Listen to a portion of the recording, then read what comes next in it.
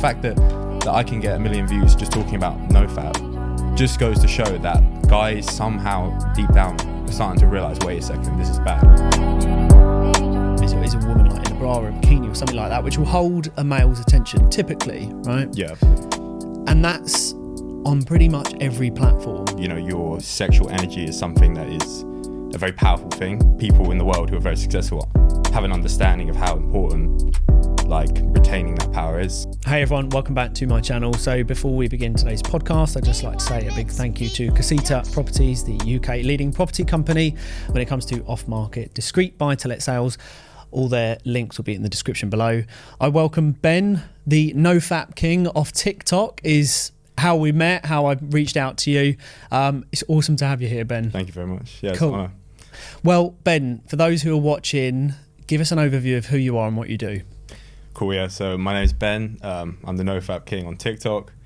That's typically where most people know me, just because I built up my following mainly from there.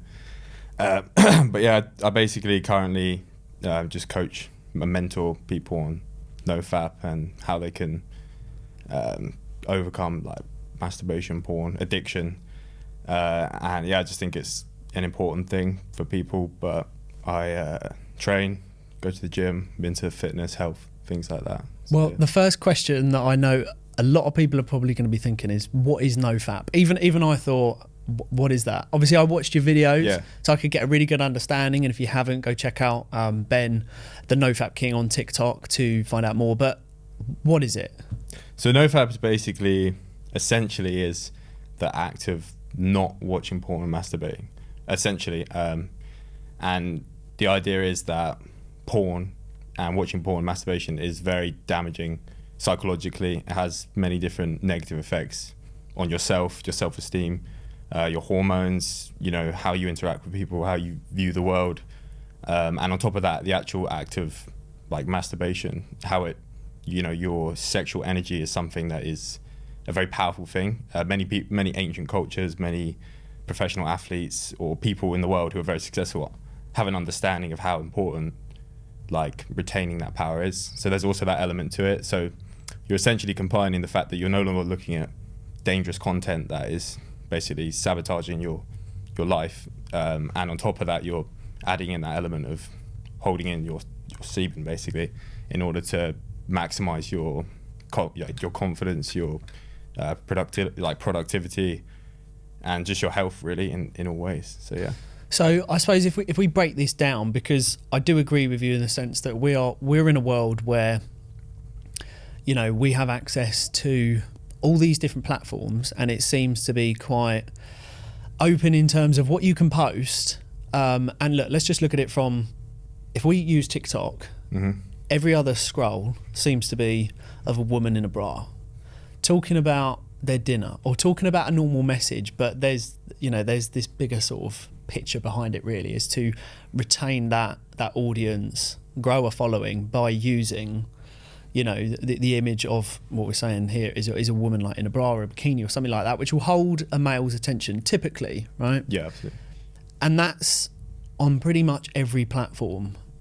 Now, where does someone actually start, or how does someone come to realise, especially as there are a lot of young influential people who aren't mentally developed yet, to know that actually this probably isn't that healthy?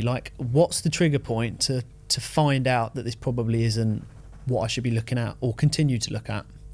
Well, I mean, and like you said, young people, you know, for yourself, I'd assume, when you're young, no one tells you that it's bad. No one ever said to you, oh, by the way, if you start watching porn and masturbating, it's going to potentially have negative ramifications. Maybe not initially, but 2 years, 3 years from now. So no one really tells you that, and if anything, it's more or less encouraged.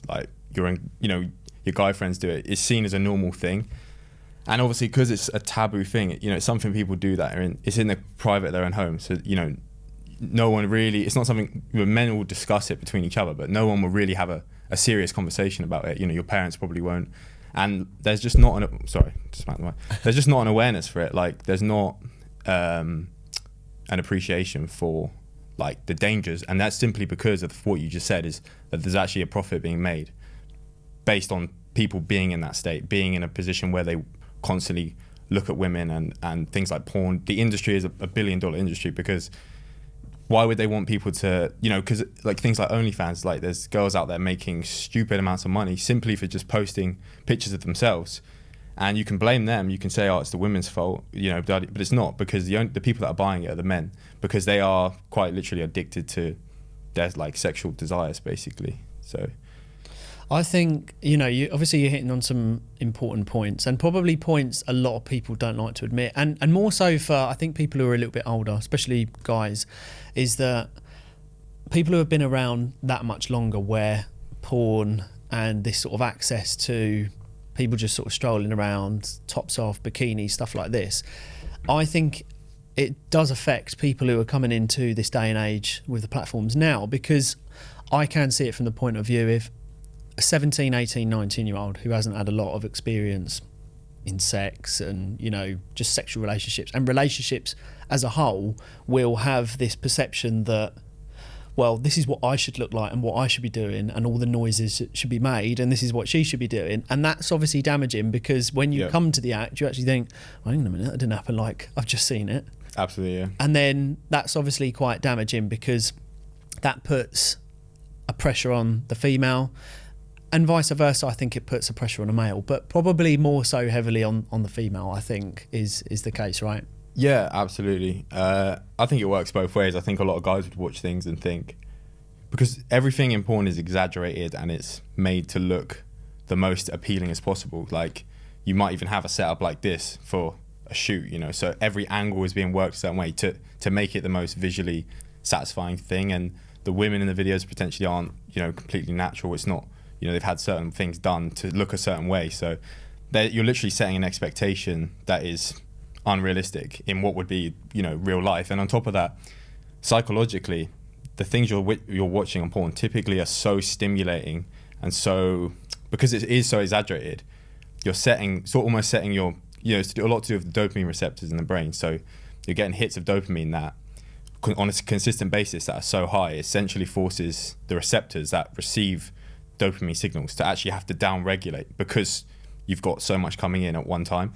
So essentially what's happening is, when you actually do come down to being in front of someone like a female, because you're so used to seeing things that are so exaggerated, typically it's not enough. Like, it's not enough for you. And a lot of men experience, it's actually a very, very common problem that men experience erectile dysfunction, even between like the younger ages nowadays. It's one of them things. I think they even said 50% of men have some form of erectile dysfunction, and that's people that are actually openly like admitting it. So it's a problem that is very, like, it's a very deep issue. Yeah, that's kind of what I think. But I suppose the question is does it ever get broken, like this pattern of what we're in? And it is predominantly men that watch porn and stuff like that. Will that ever be broken? I mean, like you say, you've got it's such a shame when you have companies like OnlyFans, because there'll be men that will watch this and think, Aaron, you can't, don't wish them away. But then there is that other angle of people who, and like what we're talking about now is actually, one, I think it's damaging for women primarily who sign up to these platforms to earn money, because then it's like, at what point do you turn around and say, I won't do it for money? There's that kind of having no barrier, and also having people from such an early age. Like, I know someone, a friend, well, someone my sister knows, won't go any further than that, is that they have access to TikTok, and they're quite young people, and I only noticed it because they followed me on TikTok, and I went on it, and I remember saying to my sister, I was like, I can't believe what's being put on TikTok at such a young age. Yep. And the problem is, we have access to like these backing tracks, don't we? And some of them are quite rude, and they're saying certain words, and if someone that young can have access to that, it's like subconsciously programming that actually it's okay and that there's nothing wrong with it, and therefore can only get worse from there, surely, right? Oh no, I 1,000% agree. I think even looking at my younger cousins, I'm talking like 6, 7, they love TikTok, because it's a fun app, it's cool. And like I said, on TikTok, the things that come up, you don't typically search for them. So these kids are seeing things like the songs that are trending typically are songs that contain things that are inappropriate for someone of that age. But we're at this point in society where, you know, because this is what you said, this is actually a relatively new thing. All of this porn and these platforms, they've only been around for the last, you know, we've only had so much access to them in the last 20, 10, 15 years, let's say. You know, if you went back to our parents, they weren't looking at porn like the way we were now. So they wouldn't necessarily comprehend what's actually out there, because, you know, maybe back in the day they might have got a magazine here and there hidden away. So it was very tame in that sense. It wasn't as expansive as it is now. Nowadays, there's literally, if anything you want is there. You know, anything that you could possibly want is there, and it's a new thing. And this is the thing you said. Where's the turning point? The turning point is the fact that I'm sitting here right now talking about it. The turning point that there's a trend, like the fact that I can get 1 million views just talking about NoFap, just goes to show that guys somehow deep down are starting to realize, wait a second, this is bad.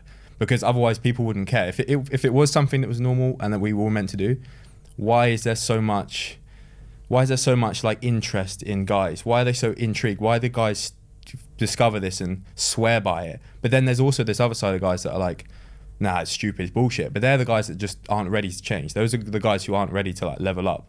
But I think that's the thing, that's the turning point, is the fact we're getting to this point where it's become so accessible that the damage is way more noticeable, and it's having an effect on people, and people are starting to realize, and now they're starting to change their ways, and then they're realizing, oh shit, like now I've changed, I feel better, you know, I feel more confident, I feel better about myself. Fuck, why was I watching porn? What was I thinking? You know, even when I think back when I was 13 until I was 16, cutting that out completely changed my life forever. Like completely, like people even said like, you just changed as a person. I did. Everything changed. My because I used to be a very confident kid. I think I was about 13, started watching porn, and then I didn't realize what the problem was, but it was, I mean, I'm probably answering your next question, but I discovered NoFap, and I was like, what is this NoFap thing? Like, what is it? And I remember just watching that video thinking, this is literally what's been fucking me up like the last few years. And after that, I just made the switch. And that's the thing. I think guys now understand that knowledge, and that they want to share it, and they want to make it like a well-known thing. And I think, you know, my kids, you know, for example, when I have my children, they will know full well that, you know, if I've caught them watching porn, I'd tell them, listen, you can do what you want, but understand that there's very damaging effects to these things psychologically, and that's kind of it. So there is a turning point, and the thing is, it's only going to go one or two ways. It's either going to get even more extreme to the point where these things are just consuming people, and their whole life is just the fact that they watch porn and that's their main pleasure.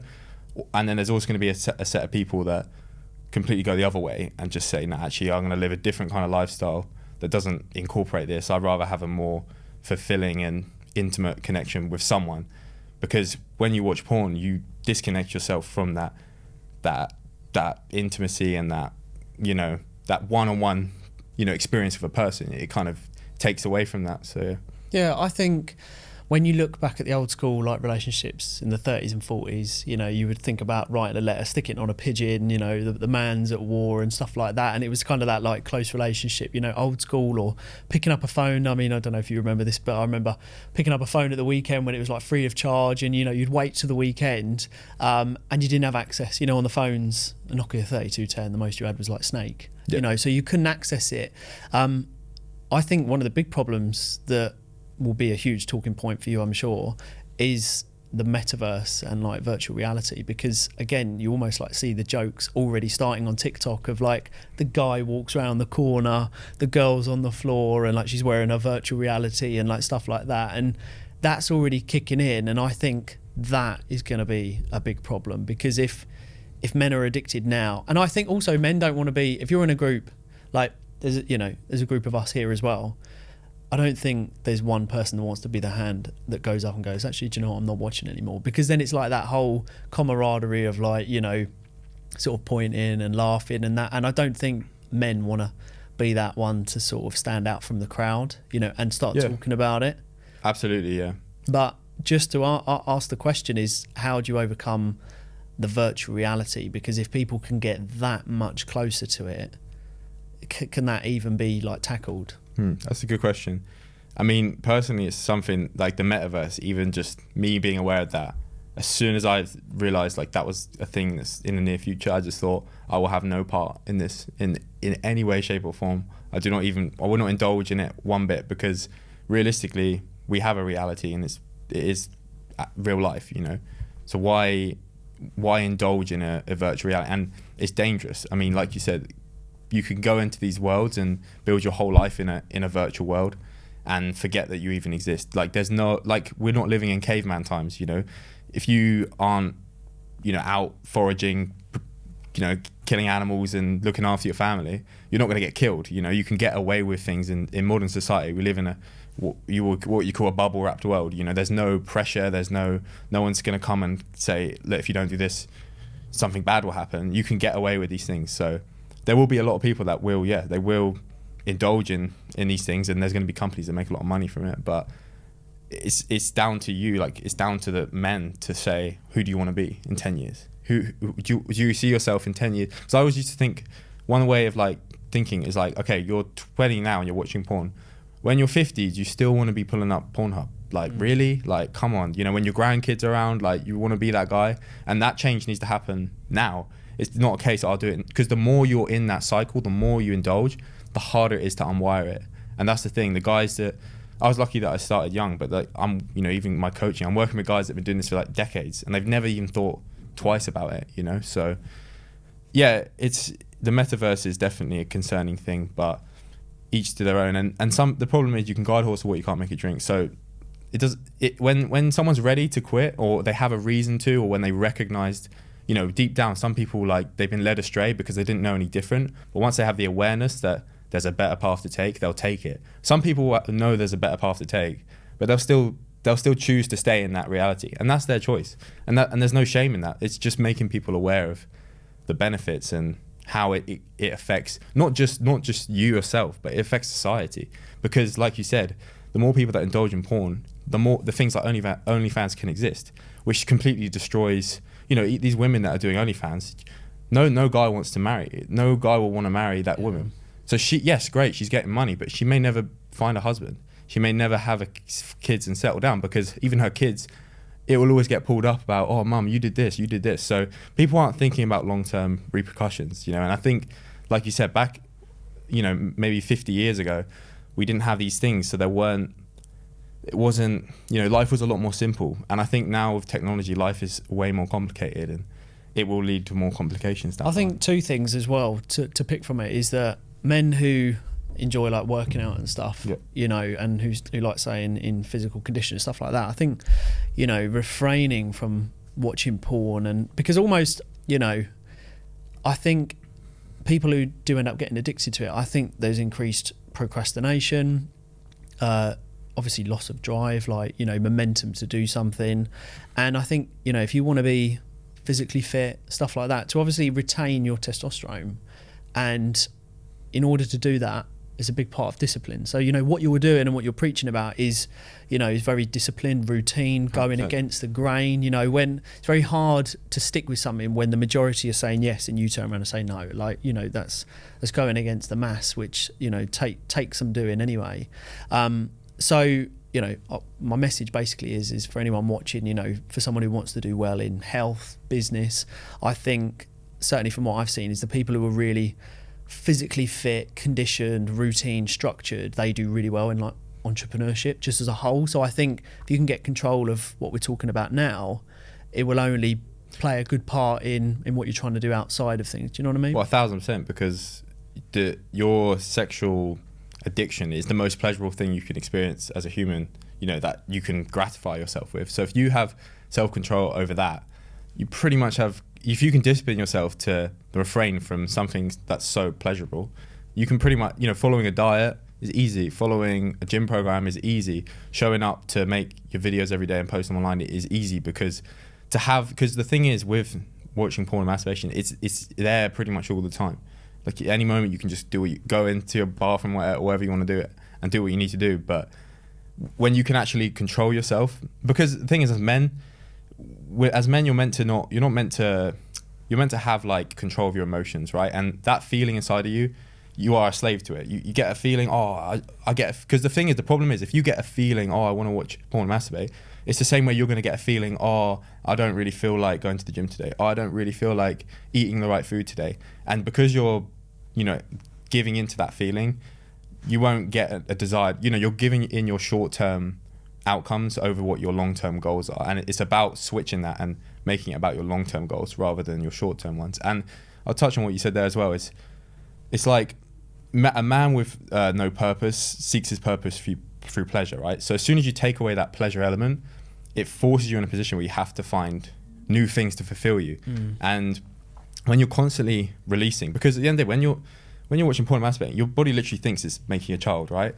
And men are creators. We create things. So, you know, to create a life is an incredible thing, but we're not creating life. We're literally just wasting it for nothing. So when you retain that, men are natural creators. So if you're not creating a child, you're going to create something else. But if you're constantly releasing all of that energy that would have been used to create that child, you know, also would have been used to create something other than a child, is being wasted on what things, you know, it's not natural. The body isn't necessarily designed to constantly release, but it doesn't know any different, and it's always going to replenish that and be ready for the next one, because humans have to reproduce. But when you keep it in you, you'll find that, and this is what I challenge people to do, is just try 7 to 10 days of no porn, no masturbation. I promise you'll experience, you know, because I coach guys, right? And it will literally it gives me chills just talking about it. The fact that you talk to them, the first time you talk to them, right?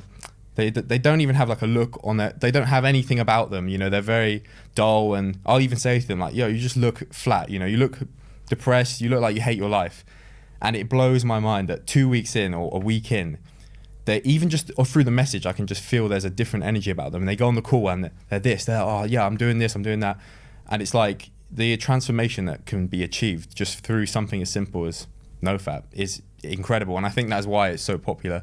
But yeah, I challenge guys to just give it a try. What have you got to lose? You know, if you really are serious about your life, give it a try and see what happens. But you will feel, you know, like that productivity, because you'll just have more energy to put into something. And, you know, you need to, it's called sexual transmutation. It's about taking that energy that would be used for sex, but putting it into something else. And that's how amazing things are created. You know, even the likes of like Nikola Tesla, or a lot of famous, you know, people that were very creative, blame a lot of that creativity and genius through the fact that they, you know, they use that sexual energy for something, to create something. So yeah, that's how I see it. I think also COVID played a big part of this, don't you? The fact that everyone was pushed indoors. I mean, I don't know about you, but I know so many relationships that struggled. I know so many divorces that happened through COVID. And I think it was where relationships were tested in terms of, have you spent that much time with each other? I think you hit the nail on the head when you say, I think men are very simple when it actually comes down to it. You know, Yeah, I wouldn't have admitted this a long time ago when I was younger, but I think actually as I've gotten older, I think we are just very simple. And I think what you've put there is you either have a purpose or it will lead to pleasure.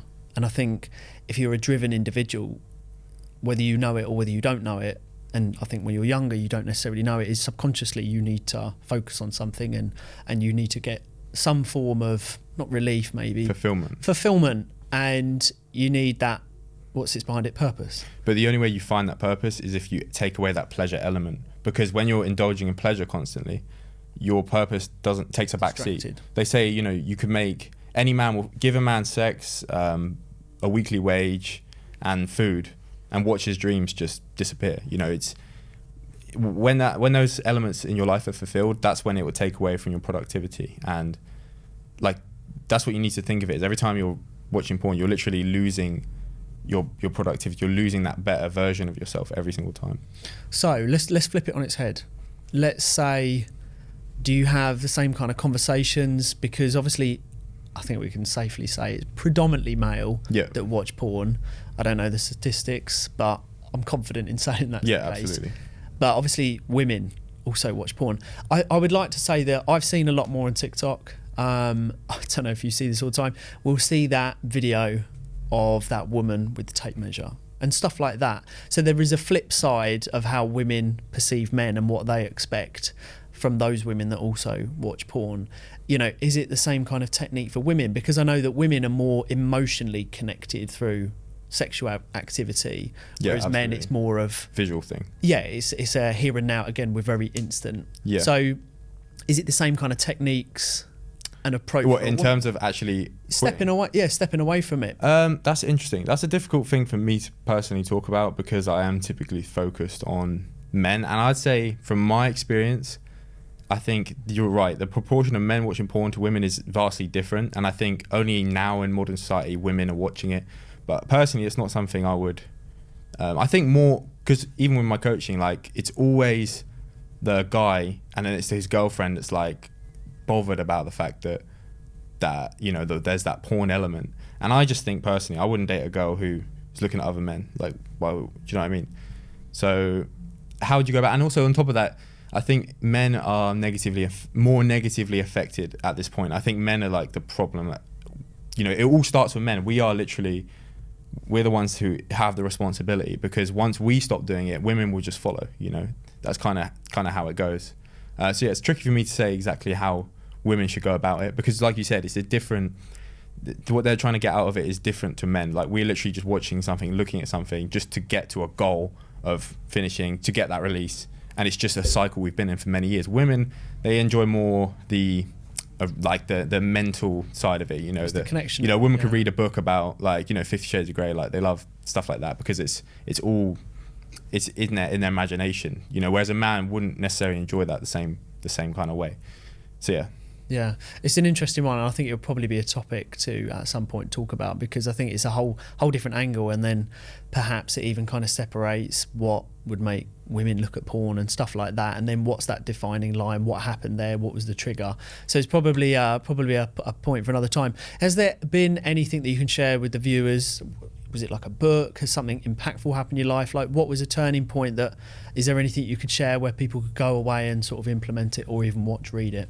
What, just in general? Yeah, just in general, whether that's to do with self-development or... My favourite book personally is The Way of the Superior Man by David Dada. I don't know if are you familiar with that book? No, I haven't heard of that. So it's basically just a book about what it means to be a man and how to approach situations with women and yourself to be the best man you can possibly be. I think I read it when I was about 18 or 19, and it kind of just went over. It didn't really go over my head. There was obviously elements of it that I thought were good, but then I got in a relationship, and this book literally is like the blueprint to how to just understand, because I think the problem in society is they want us to think that men and women are the same thing. Like they want to level the playing field and say women are this and men are the same, right? And we should all be allowed to do the same thing. I'm not just saying that's anything against that, but there is a difference between men and women, and we operate differently, just the same way we talked about how men look at porn differently to women. So this book kind of gives you that blueprint on how to understand the feminine and how to understand how to go about things in a better way, because we're conditioned to go about things wrong. Like we all know about the stories of, if you be nice, like the nice guy finished last. Like people are starting to realize that what Disney told you and what things like that told you aren't actually hold true to what actually causes attraction or what causes. But this book is a little bit deeper. It's not surface level. It's not like for me, I always wanted that deeper connection. It's not like how to do, most things you see on TikTok are, how to do this, how to go on this date, how to do whatever, get her to like you, be toxic, all that stuff. This book is more about a very deep connection and how you can bring that out in your relationship. And I think it's a powerful thing, and I just think it's an incredible book. And it's an international bestseller, and everyone knows about it. And it's a short book, like the chapters are short, so you can go back. It's kind of like a Bible basically for to be a man, and yeah, it's just an amazing book, so I'd highly recommend that for every guy. Cool. Well, I'll include that in the description, so that's awesome. Ben, it's been an absolute pleasure. Where can people reach out and connect with you? So you can find me on TikTok as NoFap King. You can find me on Instagram under name NoFap Coach Ben. They're my main two platforms really, and then obviously I've got the podcast, the Lions Den podcast. Yeah. So you can find that on YouTube, Spotify, Apple, all platforms. Highly recommend checking that out. There's a lot of cool stuff we do on there. Yeah. But awesome. yeah. Well, thanks so much. We'll include all those links in the description as well. And everyone that's watched so far, thanks so much. And we'll see you all very soon.